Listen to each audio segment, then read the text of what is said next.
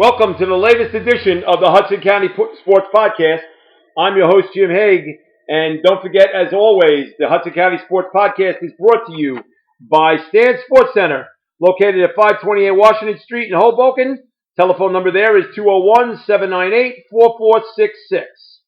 And with me today is a very, very special guest. In my mind, he may be one of the top three all-around greatest athletes to ever come out of Kearny High School. At least he has been over the last 20-some-odd years that I've been covering Kearny sports. He was a first-team All-State player in soccer. He was a first-team All-State player in baseball. And he was also not a bad basketball player either. So he played all three sports at Kearny High. He then went on to Virginia Commonwealth. But then after that, he went on to have a great career at Monmouth University as a player. And then he went and had a brief stay with the MetroStars in the MLS. And then after that, he went back to his alma mater to be an assistant coach, where he works with another Kearny native in Rob McCourt. And it's my good friend, Hugh McDonald. Hugh, how are you doing today, buddy? I'm doing well, Jim. I really appreciate you having me on. Looking forward to it. Yeah, I'm glad to have you, Hugh. You're one of my all-time favorites. And hey, you're the first ever, and nobody will ever take it away from you, the first ever Observer Athlete of the Year. See, so that's something that you can go on for perpetuity to. Now it's 22 years, so it's but it's perpetuity, right? When'd you graduate? Oh no, 20 years this year. It's 20 years this year, right? You dated me, man. I graduated high school in 2003. Oh wow, so it's not even 20 years yet. Okay, I'm rushing it then. See, so it's 19 years this year. See. Give me my year, man. Don't force it. All right, I don't want to force it. Okay, 2003. All right, so let's talk a little bit about growing up in Kearny. And of course, obviously you played soccer, but what was it like growing up as a kid? And did you have a lot of other kids to play with in your neighborhood where you lived? And obviously soccer was a sport, but did you play other sports as well? Yeah. So it's a good question. I mean, it's something we talk a lot. Well, something we talk a lot about. Me being a coach these days is Kearny has kind of natural resources for us to do nothing but play outside, and we chose to play sports. I know some kids chose to skateboard, whatever it was, but the main theme growing up was get outside and play as long as you can, whatever the sport may be. Now, obviously, there's a lot of soccer influence in our town, and I had a lot of really close friends with some really kind of storied family history within the sport. So I always kind of took a bit of a liking to soccer. But we all played baseball, we all played basketball, we all even played a bunch of street hockey too. So yeah, I mean it was nothing but playing, nothing but hitting up whatever the local playground was that day. And it changed from day to day, and it changed sport to sport. Maybe 3-4 sports within the day in one playground it might be. So, wow. So that must have kept you busy if you were playing 3 to 4 sports in one day, right? Well, just in the sense that, like, if it's a Saturday or Sunday, you finish your recreation soccer or your little league game, you're not going home, you're not packing it up. It's now time to play what we considered was maybe even more competitive against each other. Okay, and that was probably even better than some of the little league and recreation playing you're doing. So, all right. It's funny. It doesn't matter the sport, and everyone talks these days about all the private training and all the weightlifting at too young of ages and all the personal speed trainers and all that stuff. There's maybe a time and a place for it at a certain age if you want to kind of enhance yourself as an athlete. But we learned the sport by playing it amongst each other. We didn't learn the sports by having it as organized as it is today. That's for sure. And being as specialized as it is today, where you got most of your high level either soccer or high level baseball is played all year round, and unfortunately, it doesn't add to say the versatility that somebody like you had playing 3 sports. And the specialized days are really few and far. I mean, they're the predominant thing right now is specialized sports and playing all year round. Yeah, it's a tough atmosphere where the kids are just playing one singular sport all the way from the age of maybe even 10 and 11 or 12 now, and maybe not getting some of the well-roundedness that they might have had if they would have stuck with every sports. Yeah, I mean, not to get too into the negative parts of it, the pay-for-play model and the full year schedule for the youth sports has taken a toll on a lot of the fun. Let's just say that. That's for sure. All right, so let's go back to when it was fun. And how old were you when you first started playing soccer? I think I snuck into like the recreation league as a 4-year-old. As a 4-year-old, okay. Yeah, I think you're allowed to play now as like maybe a 5-year-old, but lucky enough, we're a small community, and there was a few exceptions there for sure. And you had a little bit of an influence, right? Did your father have any influence at all in getting you involved in the sport, or? I'm sure there was a conversation amongst fathers, and a lot of my, what would end up being closest friends were a year older than me anyway. So it kind of almost just started me on the trajectory to be as close as I was with that grade of guys that were maybe one, year ahead of me. Okay.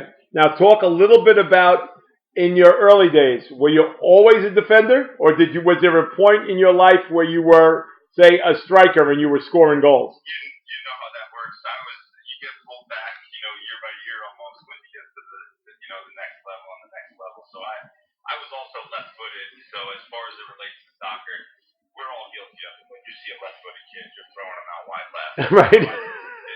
It's just the nature of it. So I played, almost as like a left winger as a young kid. Sure. And then probably got pulled back gradually, center midfield, and then pulled back again, left back, and then center back. So it's like that natural progression. Everyone was a shortstop in baseball, and everyone was, a striker in soccer until you kind of get a little more serious and a little more serious. So. Okay. Did you ever take offense to it, the fact that you kept getting pushed back and pushed back? Or did you say to yourself, I want to play up front? No? No, I never did because I was raised to believe in everything your coach says. Okay. So it was not my mentality to ever question a thing any coach ever did. Ever.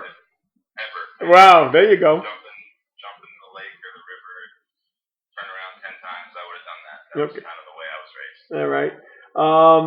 And how strong of a leg did you have early on, or is that something that you developed later in life? Because your leg, there was probably your biggest trait was that you could boom the ball. So I mean, was that something that was just? Did that come naturally, or did you have to work hard on being able to have such a strong leg kicking the ball? I mean, I would like to think as an older guy, I was a little bit more technical. But yeah, when we were younger and then started to get to high school age, I wouldn't say I was strong. I was 170 pounds soaking wet as a 6'3", 4" guy. So, but yeah, as we got towards high school, I started to get a little bit better technique, which gave me, a chance to maybe play a little bit more long whenever I needed to, as far as me being a center back and having some really beasty guys up front like Michael Miller. Yeah. I mean, of all his goals, he probably has to thank you for about 50 of his. Those teams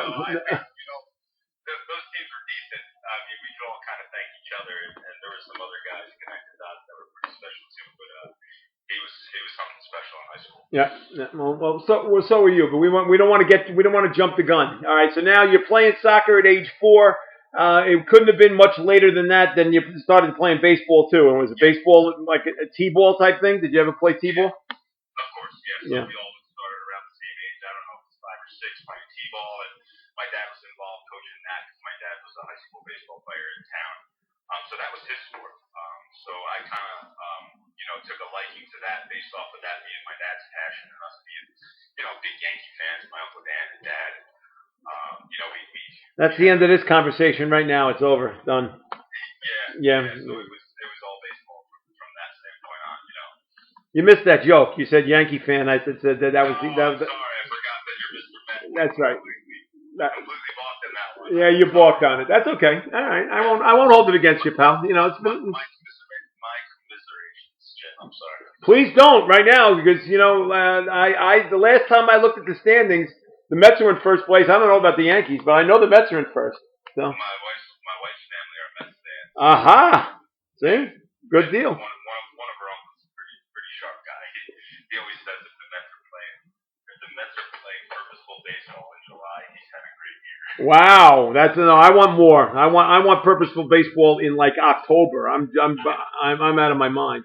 All right, all right. So anyway, and what was obviously you like baseball because your father was a coach. What position did you play? I mean, obviously you didn't pitch in t-ball, but My mom and I were laughing the other day.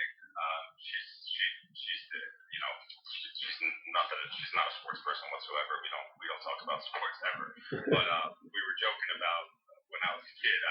My dad was a catcher at one point, and they tried to put me behind the in the they tried to put me behind the backstop as a kid, like a 9-year-old little league kid. playing to play catcher. Yeah, they tried. Okay. I remember having one ball, pull my thumb back one awkward way one single time, and I just was like, I'm not having any part of this. No. After that, they threw me in the outfield because I was taller than most of the kids. Okay. All right, and then finally, what was the third sport was basketball, and how old were you when you played basketball? Organized, I'm not sure. I mean, I think 6 or 7. That's when the recreation. Well, no, it might have been even younger now that I'm thinking. Mr. Baker started a rec league out of Roosevelt School when we were young kids. Ricky Baker, and I remember. Did we really have to mention that name here? Oh God. We have to. We have to, as it relates to basketball. To be honest with you. Okay. He's the reason that a whole group of us started to really enjoy the sport from probably not much of a basketball historical town. Right. He refereed, the recreation league. He set us all up into teams. He kind of ran the whole entire thing. I remember looking back. Sure. He made us have so much fun. He realized that, it was about us enjoying the sport. I remember almost specifically him creating scenarios where even some of the younger, smaller kids could have opportunities. And that's when I started to really like basketball. I'm remembering back now that you're taking me down memory lane. Well, good. Well, I'm glad, and he'll be happy to know that he got mentioned on the podcast again. Once again, it's got to be about the 6th time he's gotten mentioned, and he's going to want to say, "Well, when's my hour?" And I'm not. That is not happening. So anyway, and I promise that won't happen. No, he's a good friend of mine, and I'm only kidding. All right. So, was there at any point? Now, this is going to be a tough question, and I maybe have asked you in the past because I remember one of my favorite pictures I ever took of you was juggling the three balls in the high school. Was there at any point as a young age that you liked one of the sports more than the other? I think there may have been a point in my life that each of the 3 sports were maybe my favorite sport at the time. It probably was based off of the season. Okay. However, this. I grew up in Kearny, and there's really only one decision to make when it comes to playing. That's correct. It's Soccertown, USA for nothing. It's not doesn't have that title for nothing. And you know fully well because you played for Jimmy Hawks, so and you know that family pretty well. So I know that family well, and it starts with Mr. Miller when we're grade school in Roosevelt, and it goes beyond. Did you go to Roosevelt School? I went to Roosevelt School. Oh, see that? So Mr. Miller was my gym teacher, and now he's one of my best friend's fathers. Right. More importantly, but he was our high school coach, obviously, and I remember one of the reasons that we all fell. The '94 World Cup came, and I think Good Morning America came to Roosevelt School and did a little bit of like a camera thing. That's correct. Yeah. We were so excited to play in front of the cameras in a little pickup game before school, like we played every single day. Spencer Christian came to Roosevelt School. Yeah. Those 3 guys, Tab, John, and Tony, what they did for that community, whether they knew it or not, it's just insane. At that point in '94, they had no idea. At this point now, 30 years later, I hope to God they realize how important they are. I hope they realize. Although I've asked Tony to be a guest on the podcast. I think it's about 16 times right now, and he keeps sending me, shoot me an email. I say, okay, Tony, I'll shoot you an email, and then it never happens. So, Tony, if you're listening to this one, it's Hugh McDonald, and he's getting on the podcast before you are, Tony. So, I'm on a different level. Yeah, well, in terms of being a personal friend, yeah, they're definitely on a different level than he is. But he's a friend. I can't say he's not a friend, and and Johnny and Tab are friends too as well. So I mean, I've asked Jimmy to give my number to Johnny to have him call me, and that never happens. And Tab has constantly said he would be glad to do it. So, but I figured if I'm going to do it the right way, I better ask Tony first because he's got this. There's too many people in the Kearny that love Tony so much. All right.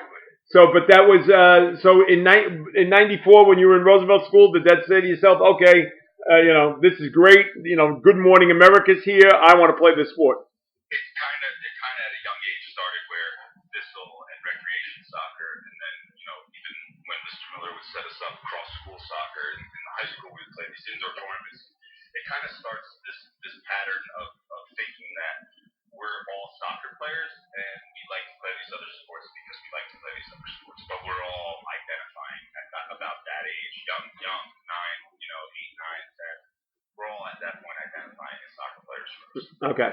But in your eyes, even at that early age, you wanted to play all three sports, correct? You loved all three? I just love sports in general, and we were, my dad had such a big influence on the fact that we were all so into sports constantly, always watching and being around and being taken to Seton Hall basketball games and being taken to Yankee games and being taken to a '94 World Cup game, Saudi Arabia versus Morocco. On a whim, I think I missed my mom's college graduation party. Oh no, really? To go to the World Cup at Giant Stadium? Oh god. My dad stuck that in on my mom. He got tickets from Grams. I was lucky enough to go to Ireland and Italy. That was a big. So most people in town got to go to that game, and it was big. But huge. Oh god. My dad, being a baseball guy, wanted, because he knew I was so into soccer, to find me a game, and Saudi Arabia, Morocco was available late in Grams. I want to say on like a Friday night when he came home. Saturday morning was my mom's graduation party, having about 50 people over, and he put the news on my mom that he's going to take me to a World Cup game the next day. That didn't go over well at all. I can imagine. I can just imagine. You don't remember graduation parties. You don't remember 40th birthdays when your parents are having whatever. But you'll never forget a 1994 World Cup game. No, never. And just like the excitement of that Ireland Italy game, the idea that Ireland could actually tie Italy in international soccer in a World Cup game made that atmosphere just so incredible. I mean, I can't even. It was infectious to say the least. All right, so. So all through grammar school, you kept playing all three sports, obviously. And did you notice it at one point as you got older that you were getting good at all three sports? Yeah. I guess when you're young, you're a little more confident than you are when you're my age these days. There was a period. I mean, there was a handful of kids in each grade that were usually pretty good at not just one but 2 or 3 sports, and I would like to say I was probably in that group, So whatever the sport was, we were picking up as kids, and me and a couple of my buddies were pretty good at all, and some were better than others at one specific thing, but we were all generally pretty good. But then towards junior high, I think I started to maybe figure things out a little bit more and started to be decent at all three. Okay. Did you know at that point, like say you said junior high, did you know, say before you got to Kearny High School, that you had the possibility of being a scholarship athlete, and was that a goal?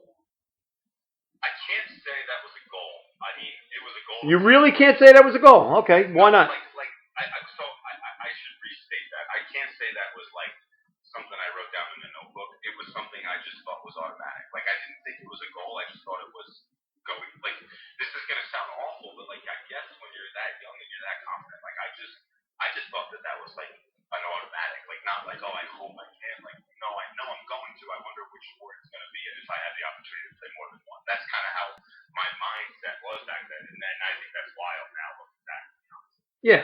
And especially because you're involved with the recruiting angle of it, And I know that so well from a student athlete, parent, and pressure perspective now that it's a different world. It truly is. Yeah. I didn't know what level I would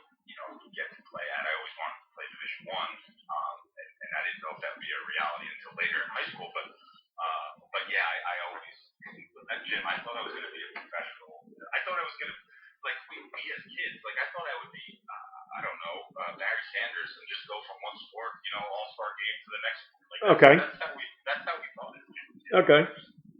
You mean like Bo Jackson? Bo Jackson. Yeah. Right. That's all right. Barry Sanders only played football and not for a long period of time. Yeah. I actually meant Deion Sanders. Oh, Deion Sanders. Okay. Yeah. You're watching Deion, baseball games to go start, preseason football, and he's switching uniforms, hopping on a plane, and you just think as a kid that's possible. You really do. Okay. You don't realize all this stuff. Yeah. All right. So then, by the time you got to high school, did you have any idea of, first of all, you knew the history of Kearny High School soccer, and I don't think you had any choice in the matter but to understand the history and all the state championships and what have you. Did you realize that you were going to get a chance to be a part of that yourself, as being, and create a little history yourself by the time you were done?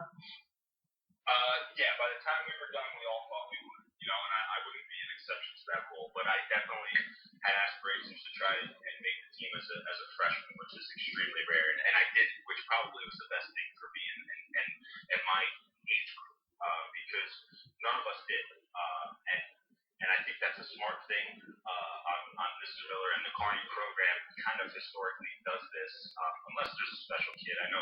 I know Jimmy did it, and Jimmy Hempel did it, and Scott Miller did it just before us. So there was a thought process that it could happen, but it was rare. Right.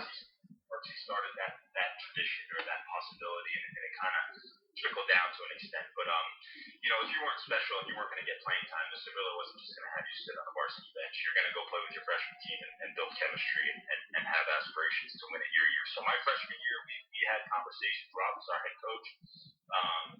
And we did have a conversation. Rob McCourt was your head coach? It was the head freshman coach? Yes, Rob. Oh, what are the odds of that? That's pretty wild. So he's transitioning off Wall Street. He's taking a teaching job.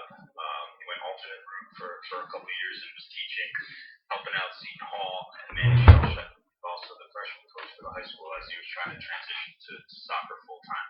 Okay. So he was actually my high school freshman coach, and us as a group of young freshmen who weren't playing varsity, constantly said our senior year we're going to win a state championship, and it starts now. And that's something that you talk about in town as a Kearny kid. And it's a legitimate goal. It's something that you're keeping with the tradition. Like, say for instance, you guys went 3 years without a state championship. Well, that was a long time. Yeah, that was a long time, and like you said, I mean, you're watching the guys ahead of you do that, and you're thinking, I'm going to do that too. Right. It's your history.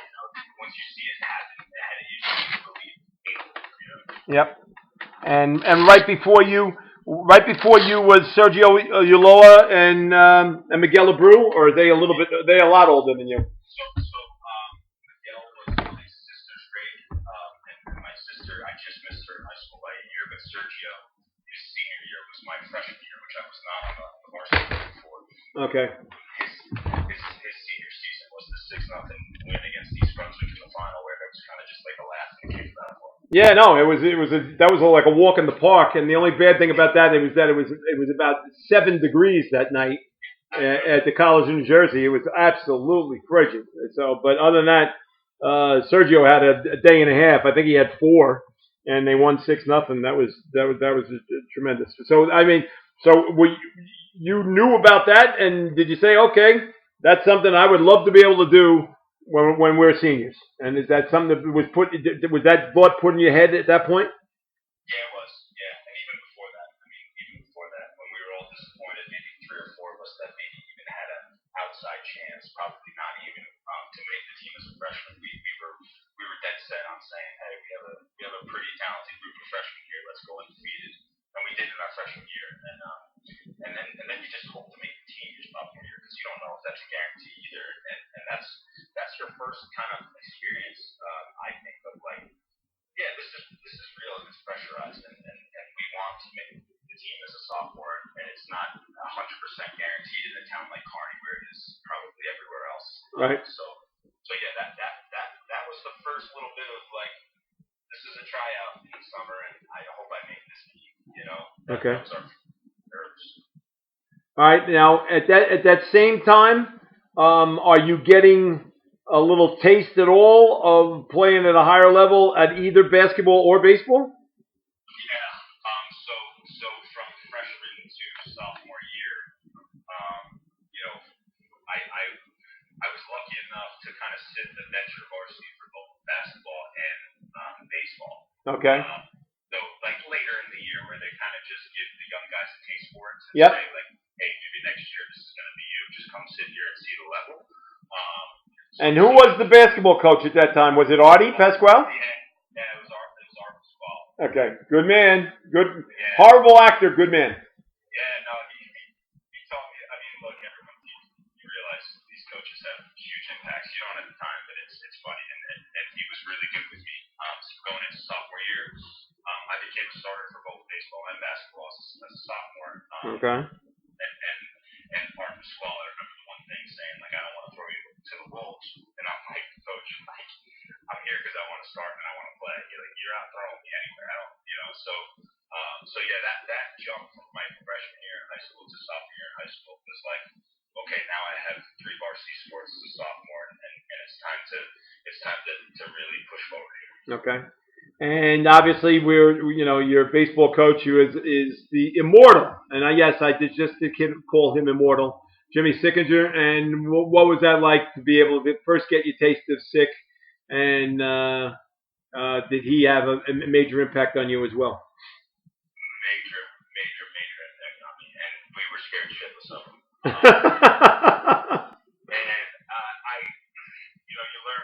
You learn so much more about life than you do about sports.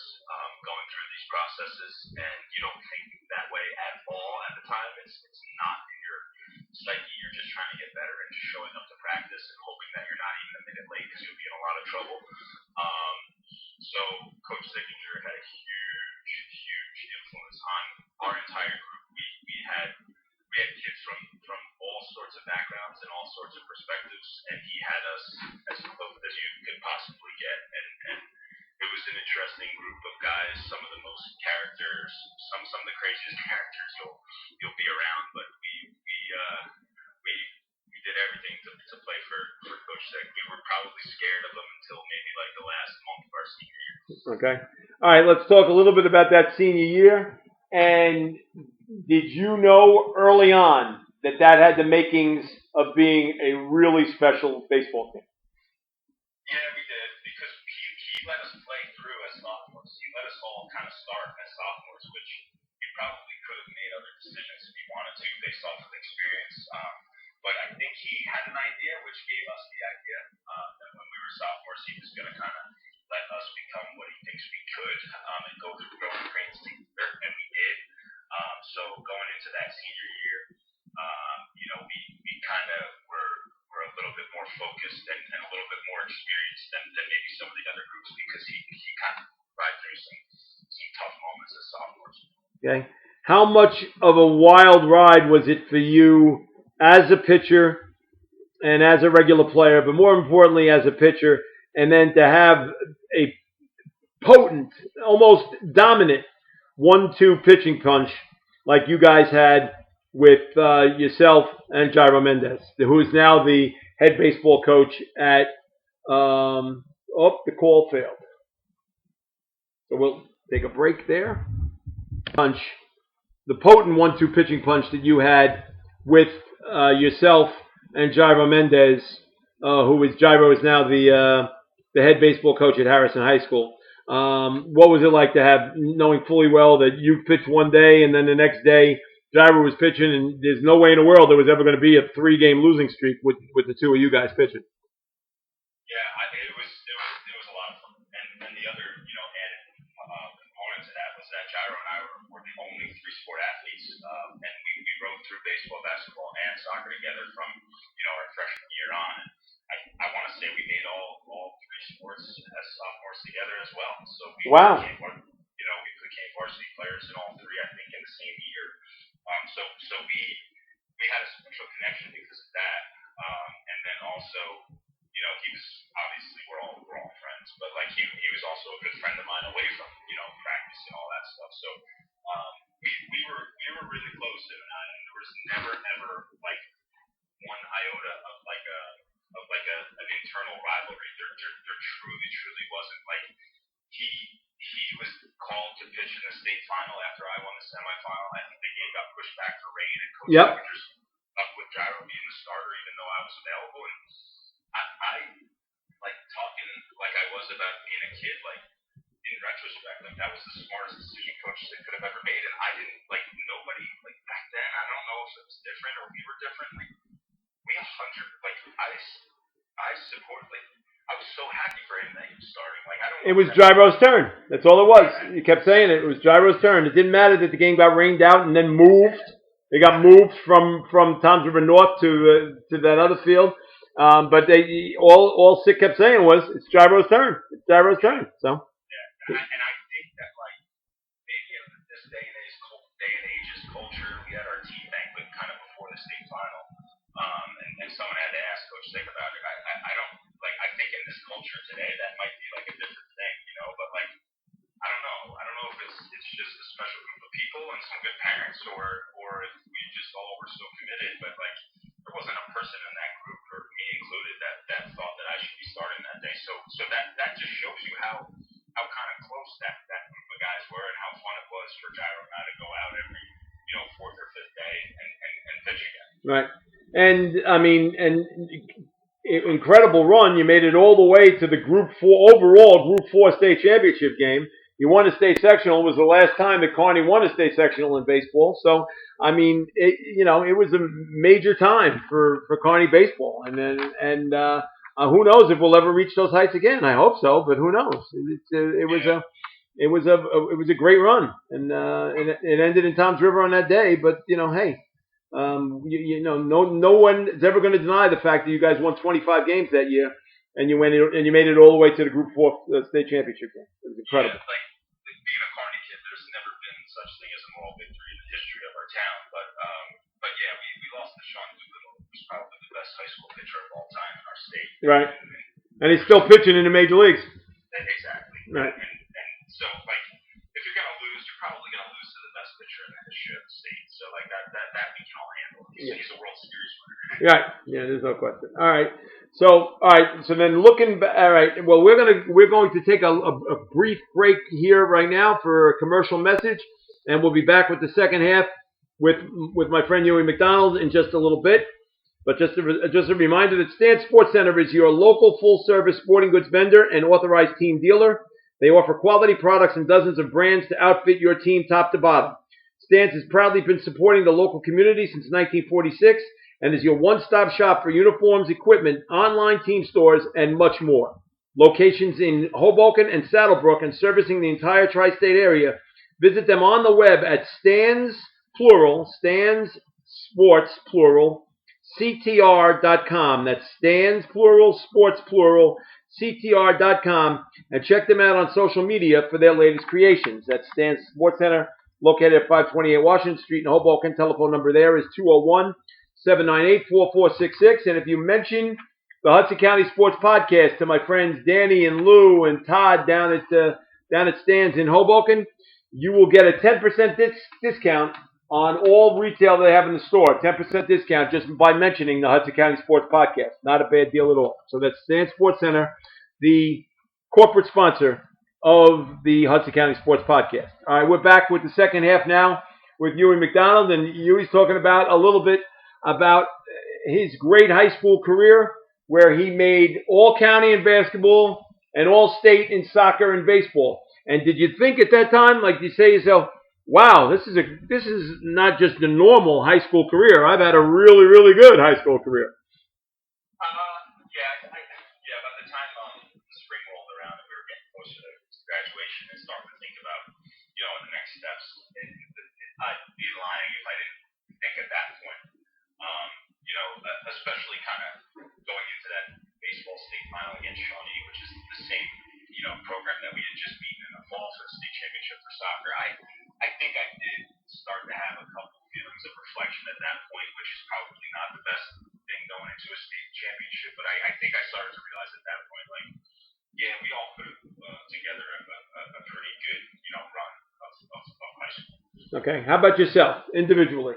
Did you say to yourself, first team All-State in soccer, first team All-State in baseball? all county in basketball? Did you say to yourself, "Wow, I really did about as much as possible"? And you won a state championship in soccer. You won a state sectional championship in baseball.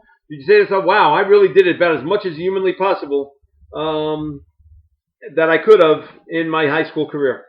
I was a little ticked off with myself that we lost that state final in baseball because I thought since I came in relief, if I would have won that match or that game, I'm sorry, I would have ended up as 9-1, and Sean would have also been 9-1, I think, at that point. So I was hoping, which I would not have deserved one iota, and I probably wouldn't have won it, but I was hoping going into that game that I would be pitcher of the year. Oh, okay. To tap off my senior year, and we have another state championship in baseball. So at that point, I was more upset than anything else that we didn't kind of finish it off. Okay. All right. When some really big, good-looking guy who lived in Kearny gave you a plaque and said that you were the Observer Athlete of the Year, what did that mean to you to be able to be selected as the top athlete in Hudson, Bergen, and Essex County? I was pretty honored, to be honest. It was that time of year where we're all graduating and you're getting a couple, local scholarships, and I was just really appreciative at that point. I was excited to move on and start soccer full time because it was my passion.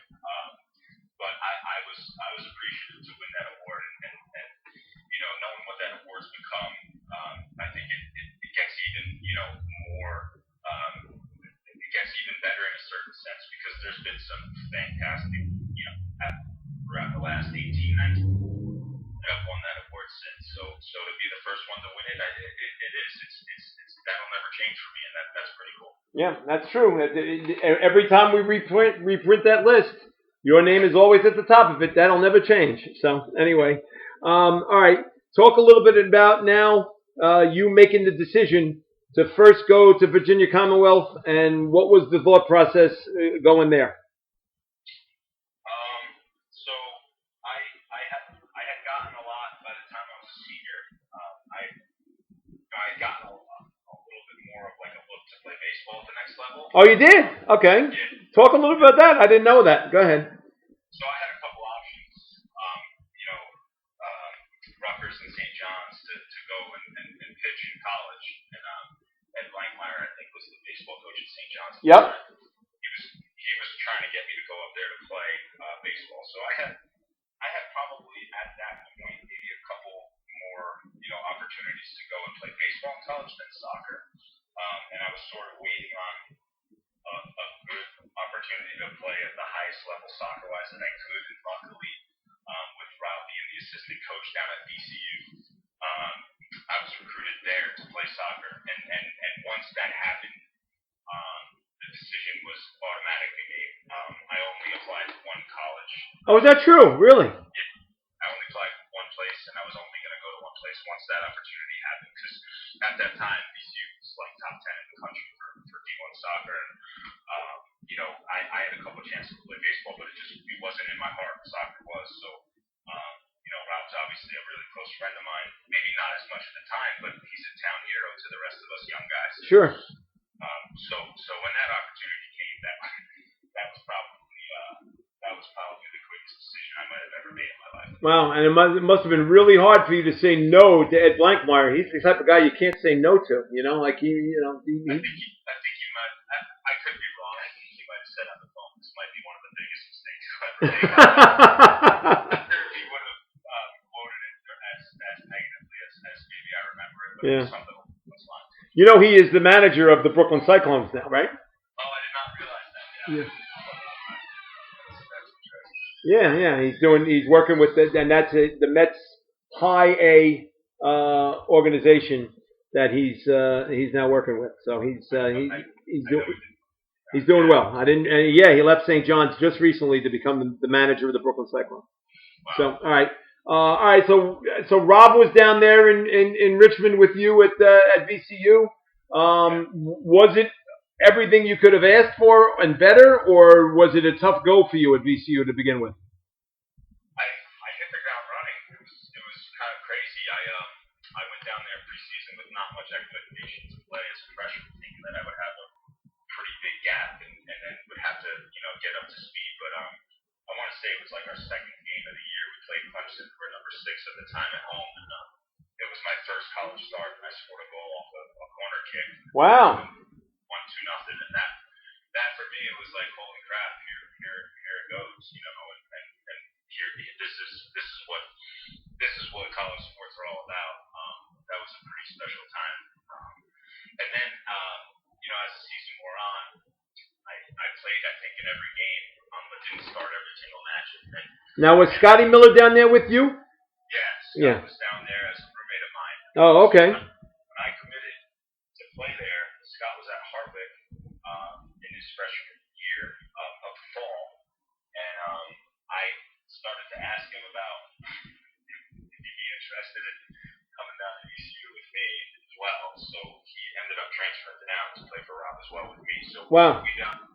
My freshman year, fall, he was my first college roommate, and he had already been there for a semester. We graduated his freshman year, mid semester between fall and spring semester. So he had already had a spring down at VCU. So that kind of helped my process along. It was a quicker, transitional period for me than maybe some others probably because of Scott. Okay. Now, Rob was only the assistant coach at VCU at the time, right? He was not the head coach? Yeah. Okay. So, what was that the thought process that made you transfer to Monmouth? Was because Rob got the head coaching job at Monmouth? Yeah. So Rob takes the head coaching job at Monmouth, and it's your first season while me and Scott are down at VCU still. But I'm a sophomore, and in the meantime, my sister, I have 2 older sisters. One of my sisters is having a baby, and I don't want to call myself homesick. I wasn't. I loved my experience at VCU. I really, really loved everything about that place. It is a special city. My teammates were as top notch as top notch gets. It's great college town. Richmond is great college town. If anyone tells me they're going to go down to Richmond, I light up because it's a great place. Yep. So I just kind of started to think in my own mind. I wanted to play professional, and I saw myself as a center back. And at VCU, I started to play a little bit more up top as maybe more of like a target striker, which I never, I hadn't played since I was a kid. I didn't know if that would necessarily give me a chance to continue to play.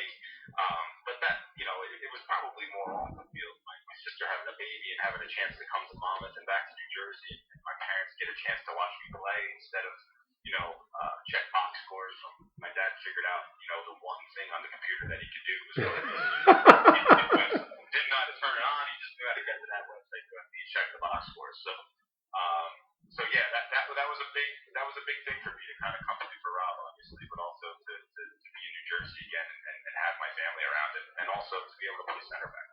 Okay. All right. So you played 2 years at VCU and then transferred to Monmouth? Yeah, that's correct. Okay. So I had 2 full years. I transferred, in the summer up to Monmouth, and then had 2 full years at Monmouth. Yeah. Okay.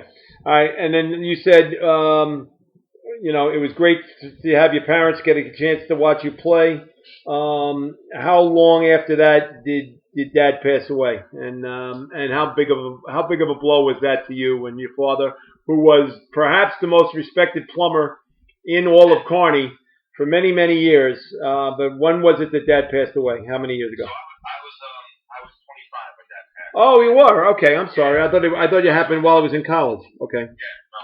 It happened just after. So I'm grateful that he had a chance to watch me my final 2 years in college, and then I didn't get any time at Red Bull, but at least made the roster, which was a big deal for him. And I don't think it made it was a proud moment for him. Let's just say that. I don't think it's any bigger of a deal of my sisters becoming teachers. That's not kind of how our family operates. But it definitely was a proud moment because all the time that everyone around town puts into sports in general, and for one of us to make it, even though it was only for that year, it was a nice time for us. And then a couple years after that, I'm the assistant at Monmouth already, and that's when he ended up passing. Okay, all right. So, but anyway, I love your father a great deal, and he was he was my plumber, and he was somebody who I really respected and cared about a great deal, and it was a big loss. So yeah, no problem. All right, so let's go back to making the decision to transfer to Monmouth. Um, you know, did McCourt tell you, hey, you know what, Huey, this is what I really need. I need you to come with me to be, to be my center back, or did that just happen gradually because he was already there at Monmouth 1 year before you even thought about transferring? So, him and I were obviously close already at that point, but in college sports, you have to get a release from your previous institution. And Sure. I kind of had to go on a good faith gesture in the sense that, like, I would be taken care of by Rob, and that it would be automatic. I mean, you can give, somewhat of a, maybe in a previous coach, you can give somewhat of like a heads up, like, yeah, don't worry, but at the same time, you're taking a bit of a leap of faith by going into that office and asking to be released and transfer. So that was awkward. To be honest with you, Tim O'Sullivan's a great human being, a good coach, and a great guy. I think when I went in, we had long conversations. He didn't want me to leave, but he also understood that, I came to BCU in the first place to somewhat play for Rob as well. And when Rob, went back to New Jersey, he was as accommodating as it gets after, a couple of days worth of conversations. So that after I got my release was like, Rob, I'm pretty hopeful that things are going to be okay here because now I'm, schoolless in a sense. So yeah, it all ended up working out. And Rob's vision for me was the same as for myself in the sense that, I was a center back first and to transfer to Monmouth would be in that. Okay. And did you see yourself as being? Was that maybe you talk about your future? Was that your future as being a center back? Yeah, I still had the goal of playing professionally, and I thought my best position with my size would be there.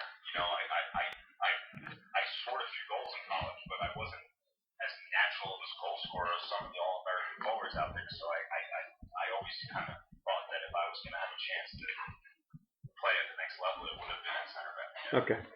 All right. So now the MLS draft is upcoming after you had a very, very good career at Monmouth. Don't sell yourself short. And you were invited to go to the MLS draft combine, which I guess was in Florida at the time. Did that give you a sign to saying, wow, I may get drafted? Yeah. At that point, it started to get, real as far as thinking there was a chance to be drafted. ESPN put an article out, and I was like one of the top 10 defenders in the country coming into the draft. So I started to read my own writing too much and think that like it was almost an automatic that I would get drafted. I really did. Okay. And that set myself up for a pretty big disappointment on draft night when my name wasn't picked. So okay. So that was.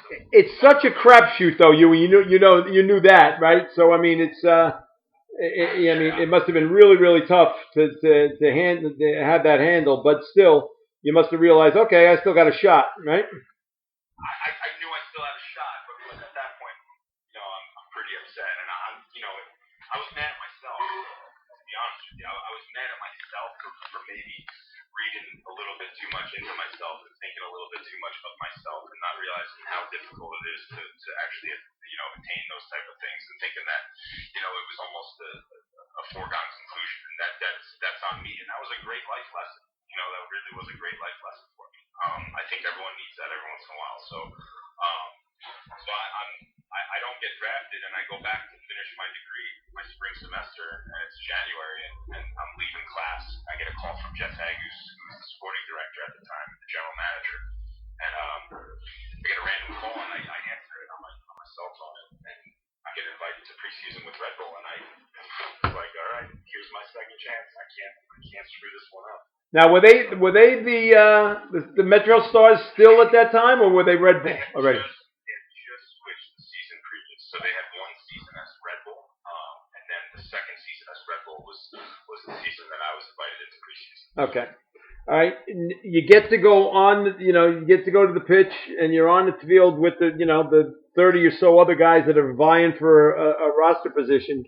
Did you feel that did you say to yourself, you know what? I had a great college career. I was an All-American. I was All MAC, the Defender of the Year, that type of thing. Did you think that you had a chance to be able to hold your own with the players that were on the field for the Red Bull at that time? Yeah, I did. Only because a couple of the guys that were, that's back when college guys were a little more, capable of getting onto MLS rosters. It's not as normal as it was back then. Yep. But yeah, because as far as that rookie class was concerned, 3 or 4 guys were drafted, and I wasn't one of them. And I had known those guys from the college, from the 4 years of playing college against them. So I wasn't. That was a sense of, okay, I'm fighting against guys that I know I'm at least in the range or the ballpark of. Now there's a huge, gap in levels because my first Red Bull meeting is in Giant Stadium.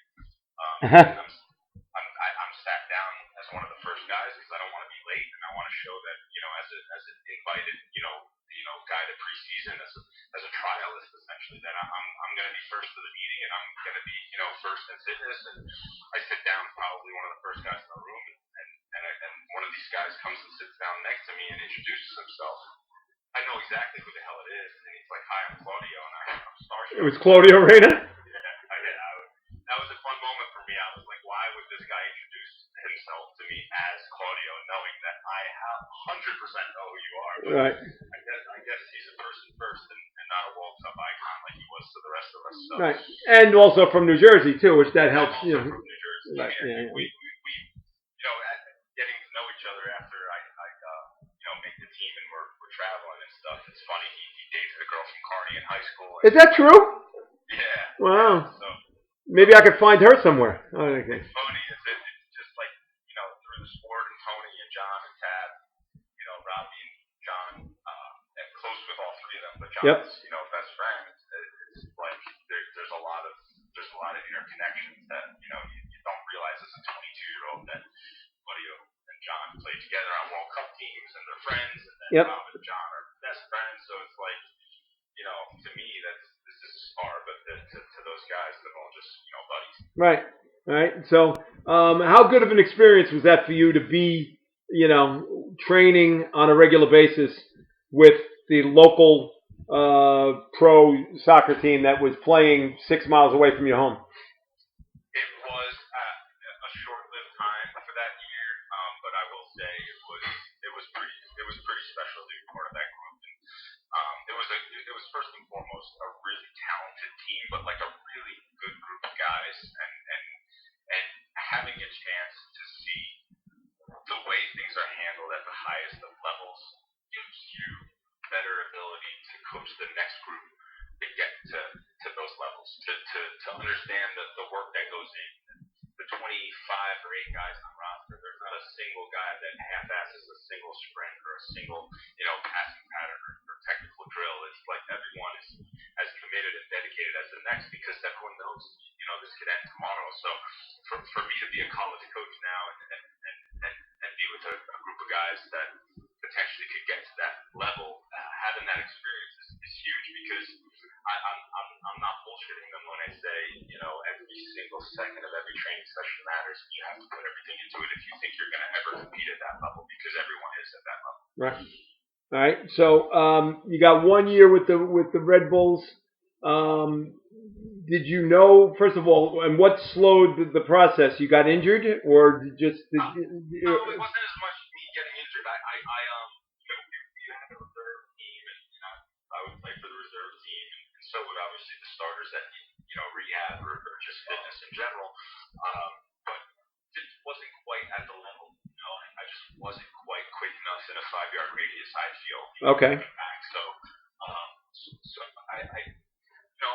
I was a bit of a gamer. Like my one thing is like, I wish I would have at least got the match to show that on a day under the lights, like I'm a gamer type of guy. But at the same time, I never proved for that chance to happen. I never gave any coach that ability to give me that chance. So well, you only had about 6 coaches in that 1 year that you were there too, so that didn't help, right? Well,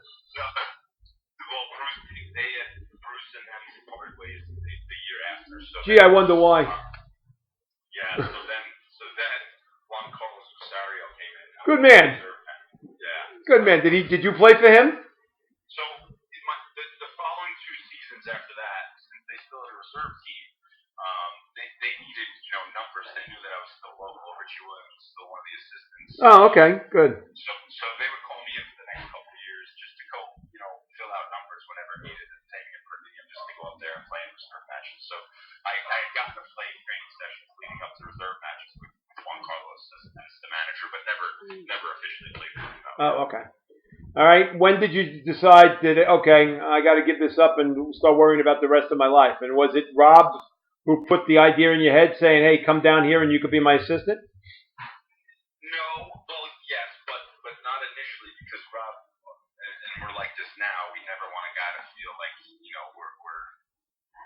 always want everyone to feel like they've exhausted all avenues as far as professional potential because we don't want anyone to ever have regrets, and that's something Rob taught me over the years. So when I first got released, there was chances for me to go to Charleston Battery or Rochester Rhinos or a couple USL type of teams. But right. At that point, this is a while ago, and at that point, those were only 6-month contracts. And to be honest with you, it was more of a health insurance decision because you're not on their health insurance for the 6 months that you're not operating with them. So I could have done maybe like a Newark Ironman would call me a couple times to maybe try that in the winter. So you would have to play like indoor soccer. Okay, with the team that Tony played for. Yeah. Okay. Yeah. So it would have been like 6 months with the Ironman and then 6 months with Charleston or whichever team USL would have been.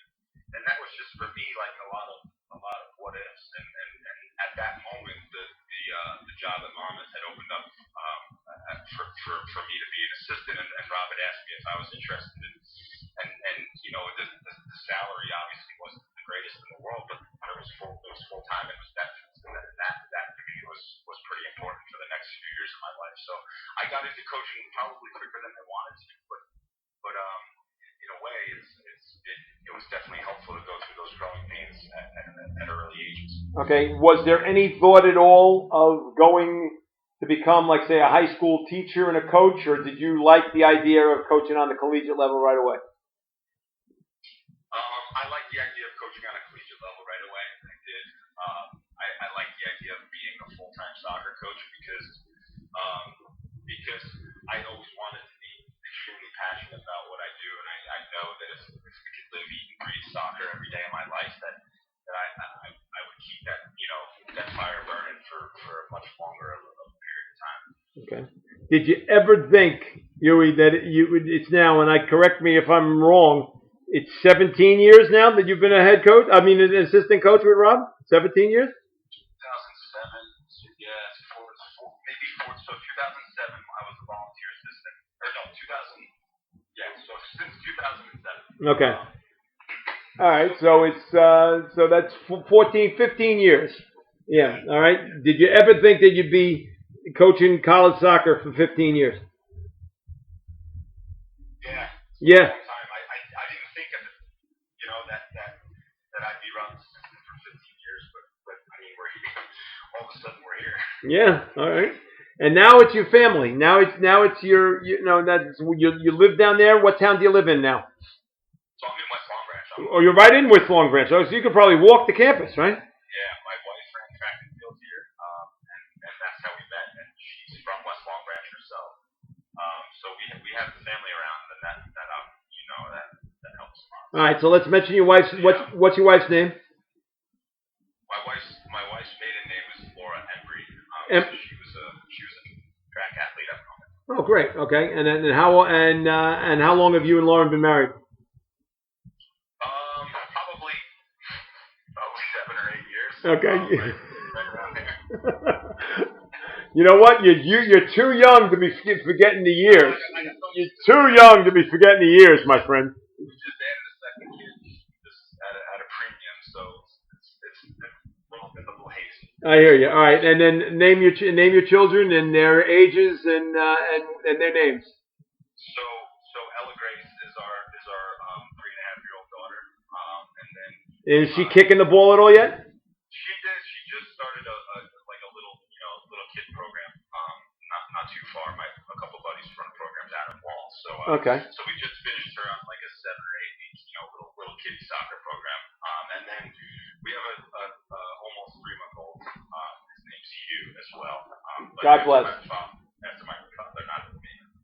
God bless. Well, as long as your father's legacy continues on, that's all that matters to me. All right. More important.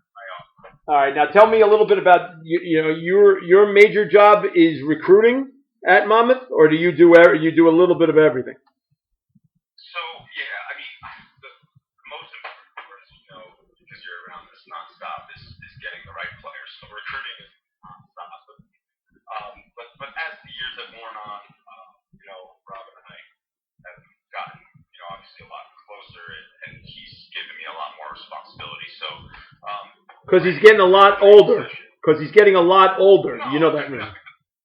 No, I'll tell him that. I'll be glad to tell him that. Go ahead. He's a lot more confident in delegating than he once was.